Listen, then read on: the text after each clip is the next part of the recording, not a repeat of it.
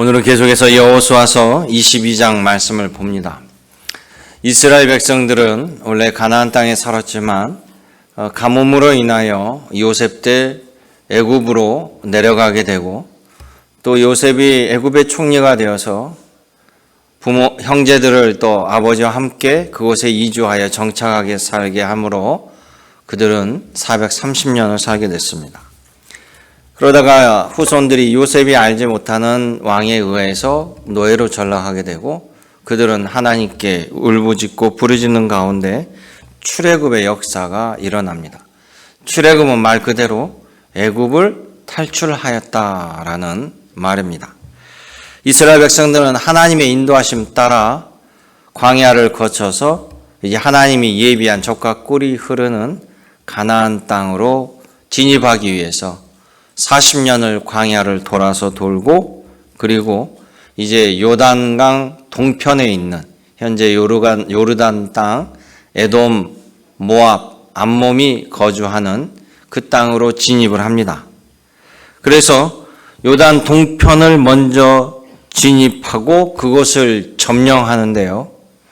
이스라엘 지파 가운데 루벤 지파, 갓 지파, 또 므낫세 일부 지파가 혁혁한 공을 세워서 요단강 동편을 차지하게 됩니다. 지도로 이미 보여드린 것처럼 갈릴리 호수와 밑에 사해바다 이 가운데 가로지르는 강이 요단강이고 요르단강입니다. 그 좌편, 우편, 즉 요단 서편이 가나안 땅, 하나님 약속한 땅으로 진입해야 되고요. 지금 이스라엘 백성들은 저 아래에 있는 에돔 땅을 피해서 모압으로, 그 다음에 요단 동편으로 진입해 와서 저 땅을 차지했습니다. 그런데 므낫세와 르우벤과 갓 지파에게는 많은 가축들이 있고 여러 가지 상황 속에서 이들이 모세에게 여쭙습니다. 우리가 딸린 식솔도 많고 또 가축도 많으니 이곳에 우리가 먼저 정착하면 안 되겠습니까? 우리가 이 동편을 차지하면 서편에 들어가 진압할 때도, 정복전쟁을 할 때도 뒤가 든든하니 걱정 없이 전쟁을 치를 수 있지 않을까라는 의견을 제시하는데, 모세가 하나님께 여쭙고 또 하나님께서 모세를 통해서 명령하기를, 그렇다면 너희가 요단강을 건너서 가나안 땅, 요단 서편 땅을 정복할 때 너희 요단 동편의 세 지파 모든 남자들이 전쟁에 적극적으로 참여하여서 요단 서편 땅을 모두 다 차지하게 된다라면 너희들에게 요단 동편 땅을 허락하시겠다라고 말씀합니다. 그래서 이 백성들이 이 두 지파 반이 모세에게 우리는 그렇게 하겠습니다라고 이야기하셨습니다. 이스라엘 백성들이 요단 동편에 올라갈 때는 그들의 총사령관은 아직 모세였습니다. 그런데 모세가 이제 하나님의 부르심을 받고 소천하게 되면서 모세에 대한 모든 임무를 여호수아에게 넘겨주죠. 그래서 이제 여호수아가 이 백성들을 이끌고 여리고성에 있는 요단강을 건너야 되는데요. 이 여호수아 때 실제 이 요단 동편에 있는 이 두 지파 반이 모세하고 약속한 말씀 그대로 순종하여서 자기 가축과 식솔은 놔두고 모든 남자들은 이 가나안 전쟁에 합류합니다. 그리고 이제 여호수아서 22장은 모든 전쟁이 마친 다음에 그들에 대한 평가가 이루어지는 장면이 여호수아 22장 말씀입니다. 결론은 잘하였도다, 충성된 종아라고 칭찬을 받습니다. 마치 최후의 날에 우리의 모든 것을 계수하시며 평가를 하시는 그 말씀이 연상되는 장면이기도 합니다. 바로 우리 모두가 주님 앞에 본받아야 할 모습이라는 것이죠. 오늘 본문을 통해서 여러분 모두가 말씀에 큰 은혜가 함께하기를 주님의 이름으로 축복합니다. 그래서 오늘 본문을 보면 첫째, 이 요단 동편에 있는 지파들은요, 자신의 맡겨진 일들에 대해서 충성과 순종을 다함으로 칭찬을 받는다라는 거예요. 자, 므낫세 반지파, 루벤 지파, 갓 지파는 이미 요단 동편의 땅을 이제 받은 거나 마찬가지입니다. 그래서 이 가나안 전쟁에 참여하지만 가나안 땅에 들어가서 전쟁을 그들이 최선을 다해 산다고 할지라도 가나안 땅, 요단 서편 땅이 그들에게 주어질 땅은 없는 거죠. 이미 동편 땅을 예약받았으니까요. 그러니까 이 전쟁이 빨리 끝나야만 자신의 땅으로 돌아갈 수 있습니다. 또 이 전쟁에 참여해서요, 전투가 치열한 곳에서 맨 앞에 선봉장에 섰다가 자신이 먼저 죽으면 무슨 소용이 있겠습니까? 전쟁을 빨리 끝내려면 열심히 싸워서 전쟁이 빨리 끝내야 되지만 또 너무 열심히 싸워서 또 죽게 되면 살아 돌아갈 수 없잖아요.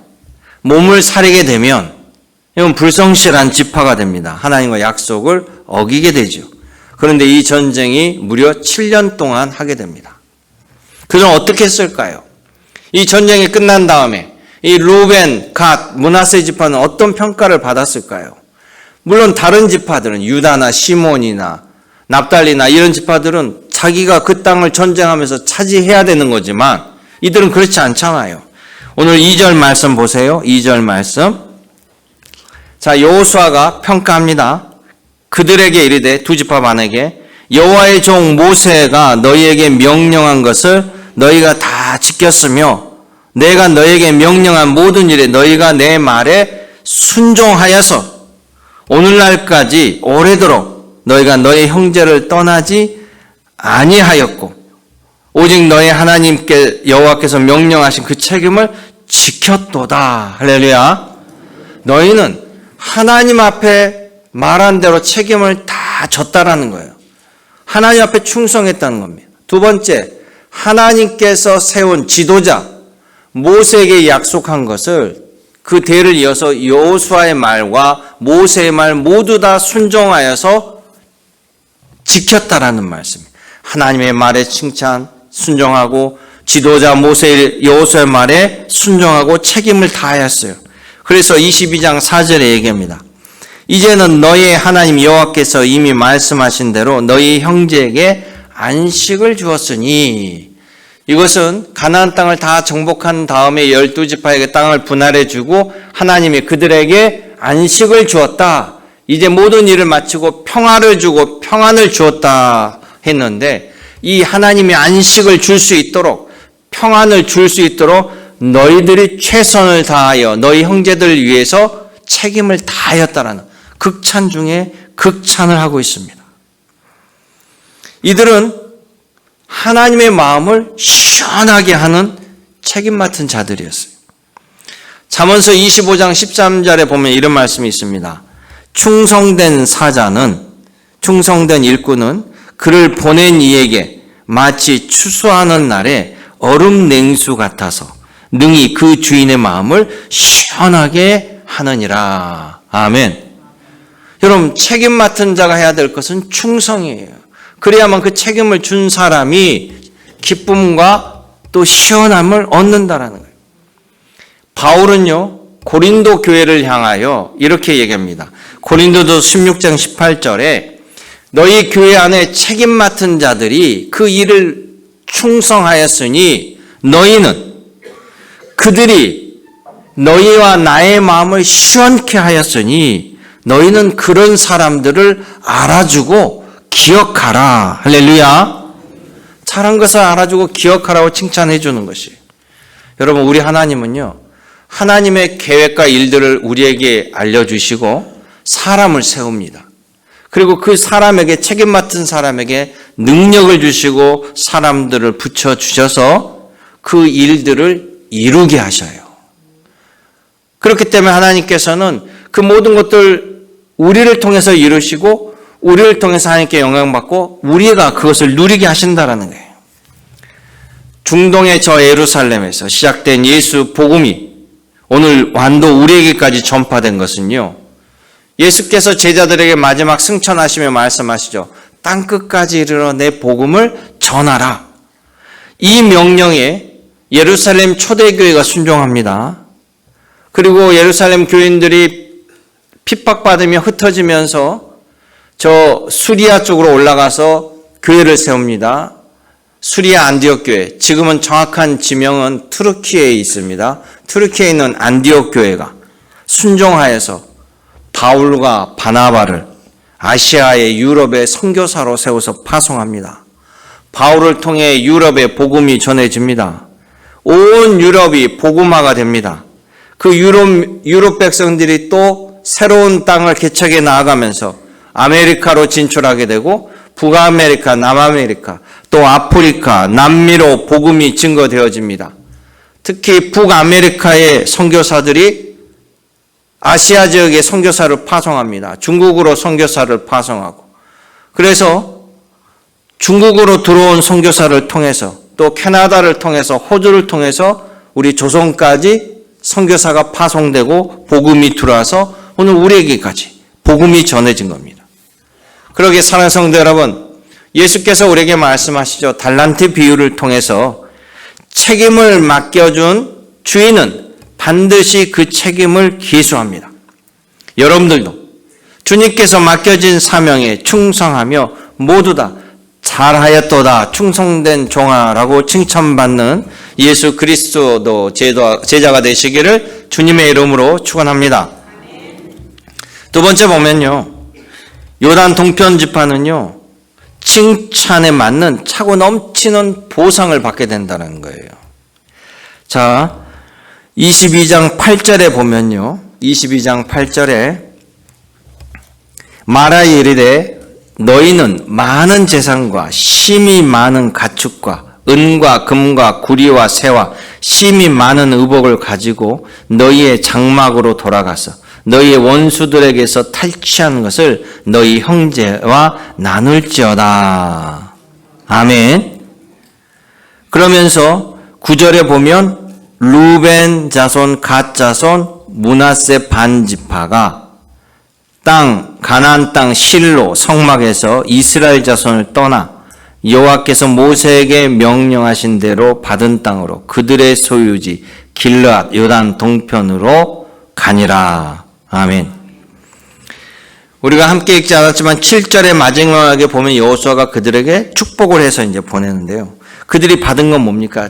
극찬의 칭찬에 끝나는 것이 아니라 보면 많은 재산, 심이 많은 가축, 또 심이 많은 의복을 주었다.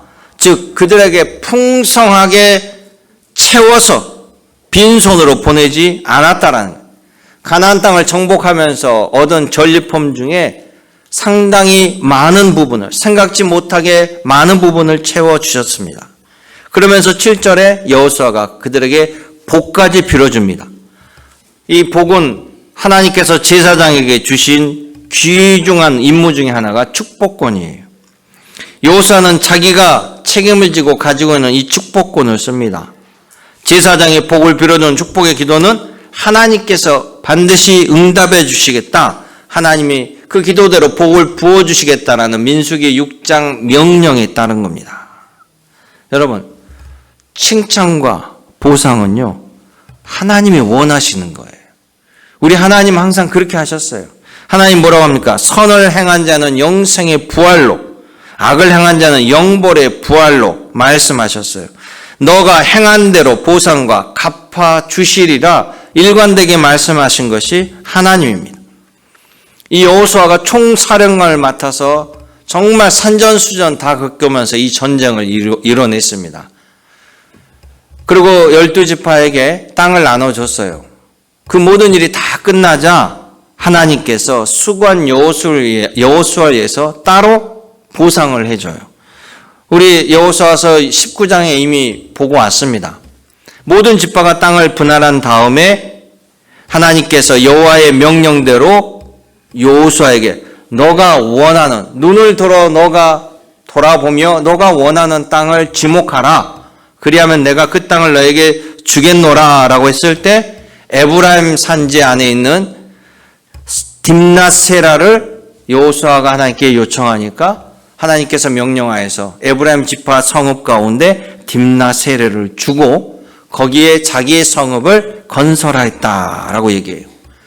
여호수아는 하나님께 늘 순종하고 충성한 일꾼이었어요.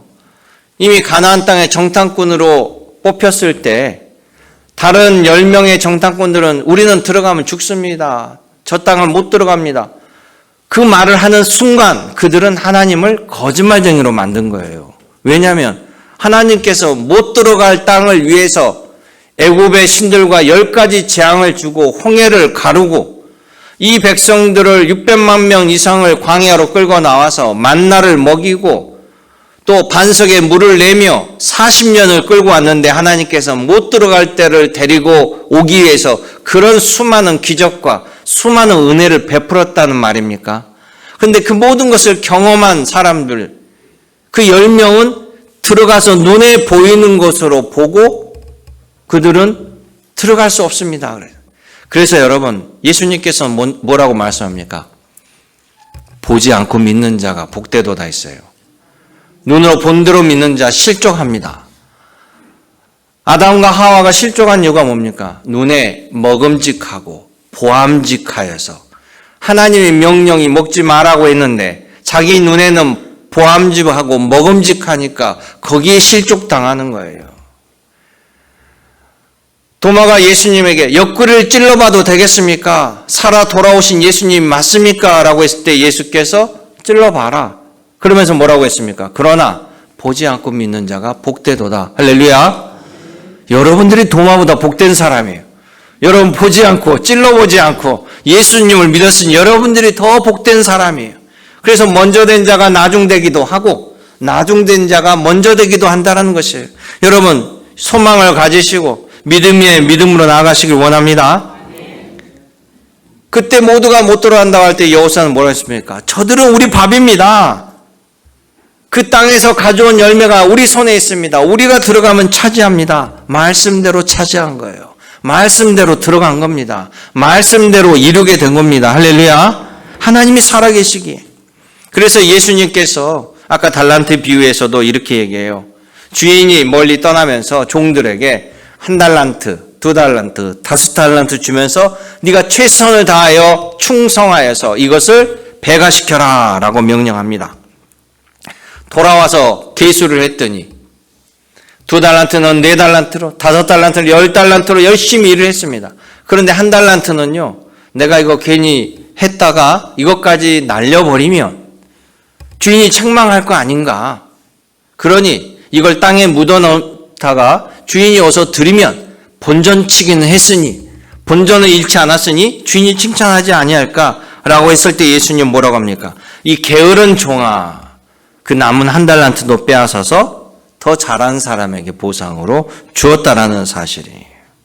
여러분, 예수 그리스도를 믿는 우리들의 보상은 뭡니까? 우리가 천국 백성으로 의의 면류관을 쓰는 거예요.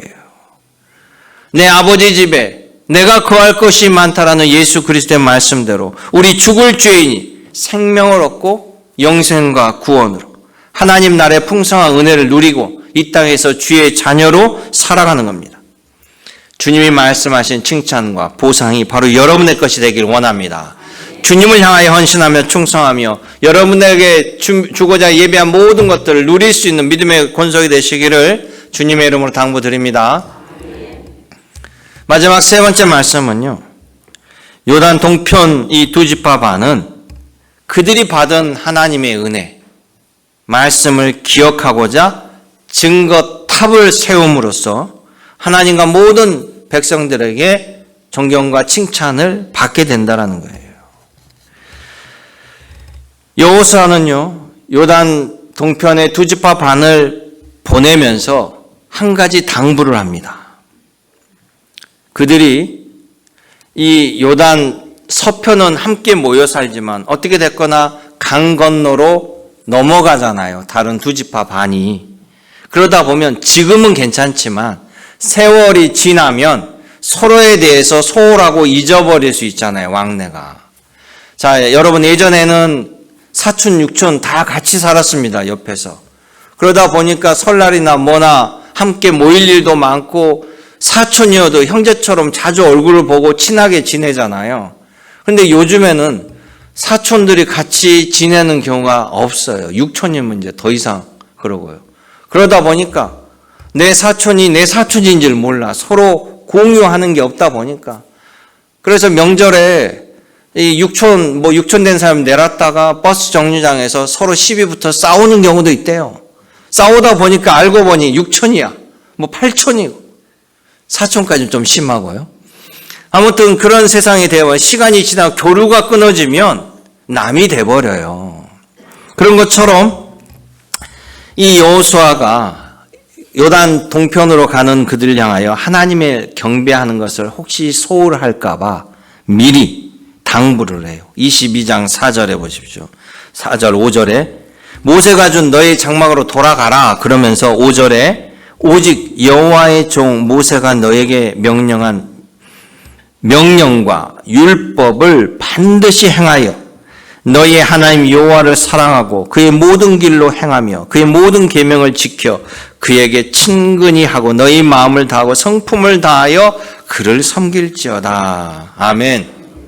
다른 건 몰라도 절대 하나님을 잊어버리면 안 된다. 하나님 외에는 다 우상이니 꼭 하나님을 경배하고 하나님을 섬기고 너희가 떨어져 있을지라도 하나님의 율법을 잊지 말고 하나님을 경배해라. 이것을 신신당부하고 보냅니다.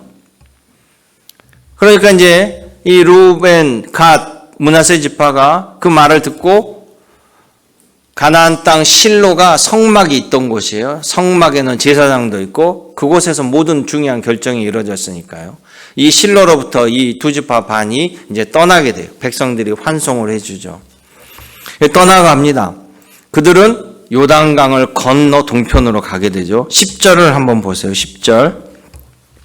오늘 성경 말씀 10절에 보면 루벤 자손과 갓 자손 므낫세 반 지파가 가나안 땅 요단 언덕가에 이르자 거기서 요단가에 제단을 쌓는데 보기에 큰 제단이었더라. 아멘.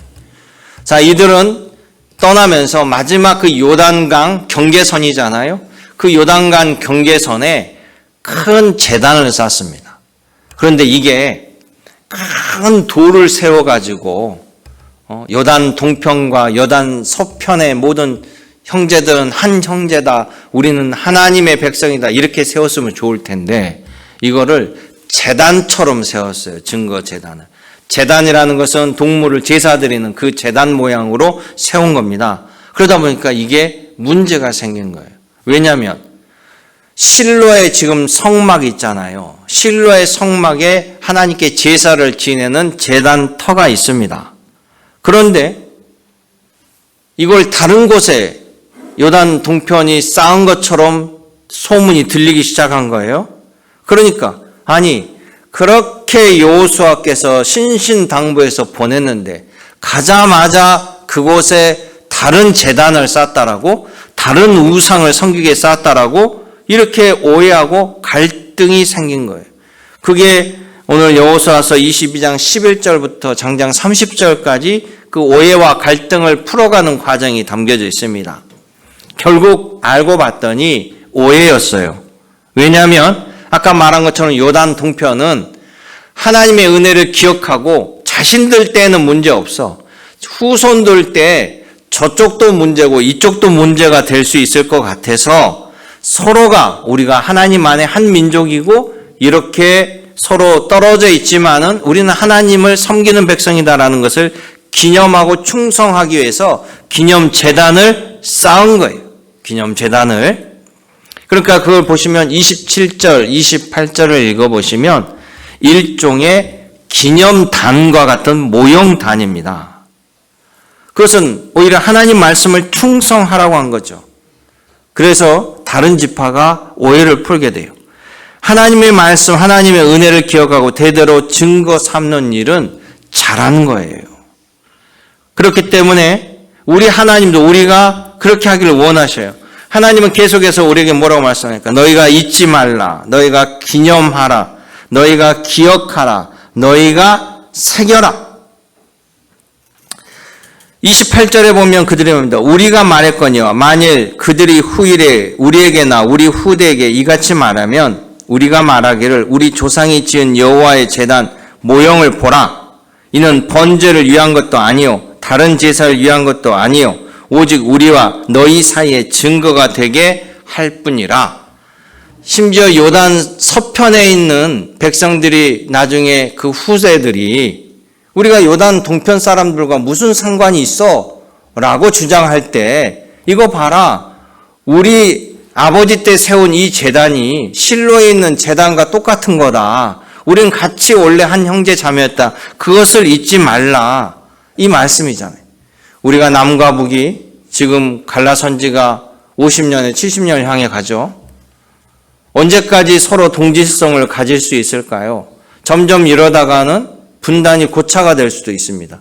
이제 북을 고향으로, 실제 고향으로 두었던 우리 어머니 아버지 세대들은 다 떠나가면 이제는 어느 누구도 이북에서 태어난 사람이 없게 돼요.